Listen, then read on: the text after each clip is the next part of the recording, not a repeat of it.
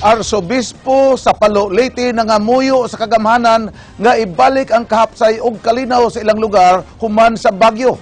Nanawagan usab siya sa hinabang alang sa mga kasikbit nga mga lungsod nga hangtod karon wa pa maabdi sa relief operations. Ryan Sorote, Suginlimi. Gihulagway ni Palo Archbishop John Du nga nagkuwang ang pagpangandam sa lalawigan sa Leyte sa hitabong super typhoon. Susamang iyang obserbasyon sa matang sa pagkakatoliko sa iyang mga sakop sa Archdiocese of Palo. Matid ni Du nga doon naghihapoy musimba apan kutob lang sa pagtuman sa sakramento ang ilang pagkarelyoso. Iya kining hulagway nga ritualistic religiosity diinwa sa buhat ang pagtuo. We have to put our faith into action, no? Because religious but an old church, no, style that manimbala ka, then that's it, no? Bisan pa man niini, malaumon gihapon arsobispo nga makabarog pagbalik ang iyang katawhan. Hangyo niya sa gobyerno ang pagbalik sa law and order sa lalawigan aron luwas ang mga hinabang alang sa labing nanginahanglan. Gikabalakan ni Do ang pagkadesperado sa mga biktima tungod sa nagkutoy nilang mga tiyan. We need military people, no? Kanang mga relief goods mo ato ganito do na kay military nga mo kumboy. Kay kung wala mo kumboy nga military nga dito kanila, they really mob. You cannot imagine when a man is hungry and thirsty and there is nothing to eat or to drink, you lose your good form because it is a matter of survival, di ba? Nanawagan ang Archdiocese of Palo o mga volunteers aron mutabang sa repacking o distribution sa mga hinabang nga gipahigayon sa dakbayan sa Ormoc. Ubos sa Archdiocese of Palo ang apektadong mga lugar sa bagyong Yolanda sa Leyte. 60 sa 76 ka mga simbahan sa Archdiocese ang naguba sa bagyo. Nanawagan ang kaparian sa Palo nga tabangan ang kasigbit nga mga lungsod sa Tacloban nga apektado usab sa bagyo. Okay, waman jud. Oo. Ang diri niini sa Western Leyte. Bisag ako gani, last 2 days ago, pag-abot na ako dito, wow man, sa Palo, wow man, asa ba?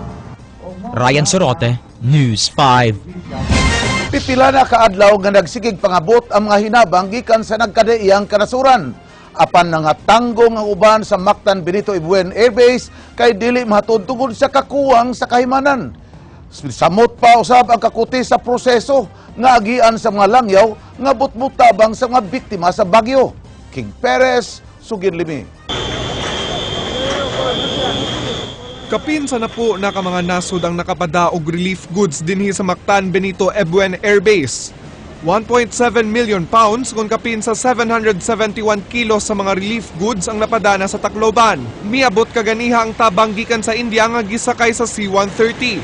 Duna ni kargang 20 ka tonelada sa mga relief goods sama sa pagkaon, tambal, bedding ug tents. Matod sa Defense Attaché sa India, andam silang dugangan pa ang mga hinabang ug magagad lang sa Pilipinas kung unsay pangayoon. Igo lang sad nilang gihatod ang mga hinabang sa Pilipinas ug gitahasan ang kagamhanan sa pag-apod-apod na niini.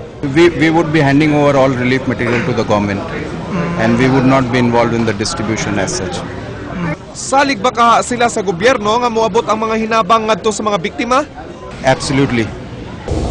Bisan nga padayon na pag-abot sa mga relief goods gikan sa nagkalain-laing nasod nga inay unta nga ihatag sa mga biktima ni bagyong Yolanda sa labing dali nga panahon, dakong suliran karon ang pagpadaini sa mga apektadong lugar. Sanglit kini mga relief goods karon nagpabilin pa sa Mactan Benito Ebuen Air Base. Karong adlaw laing tulo ka C-130 gikan sa Korea ang nabot sa air base. Matod sa Korean Embassy Consul nga dili pa makaadto ang 5 nila ka C-130 sa Tacloban kay wa nay lugar didto sa Tacloban Airport. Mao nga ilan na lang ning ihatag sa gobyerno, inay nga sila ang manghatag sa mga apektadong dapit. Ang South Korea dunay relief goods nga nagkantidad og $5 million. Yesterday, our aircraft tried to land it in Tacloban, but it's not succeed because the Tacloban congestion. So they returned to Cebu and they unloaded our relief items in Cebu. Laing suliran ini karon ang paglarga sa 41 ka mga miyembro sa Korea Disaster Relief Team kay kinahanglan pang muagi sa proseso sa immigration. Wa pasab nasayod ang kagamhanan sa Korea kun dunabay namatay nga mga Koreano human sa bagyo.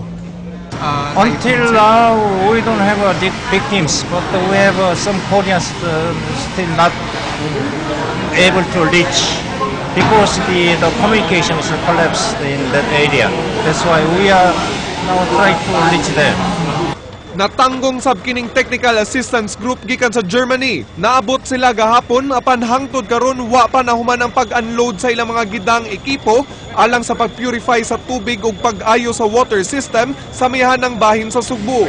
Tinguha nilang moabot sa dakbayan sa Bugo ug mga adlaw kung mahapsay na ang mga gamit ini. In fact, it does, but it's normal.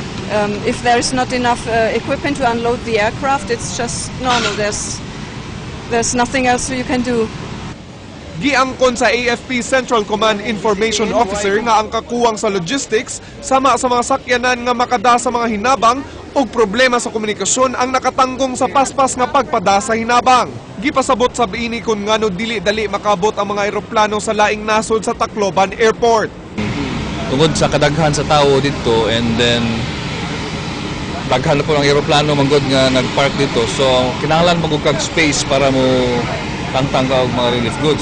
So, King Perez, News 5. Ug mao kadto ang naglangkob sa atong mga balita sa Aksyon Bisaya karong adlaw, Biyernes, Nobyembre 15, tuig 2013. 40 ka adlaw na lang sa dili pa ang Pasko. Kini si Frank Manilong Jr. Mga istorya nga di lang kutob sa paghatod sa impormasyon. Daghang salamat, ako si Georgia Herrera. Tungod kay labaw pa sa balita, aksyon!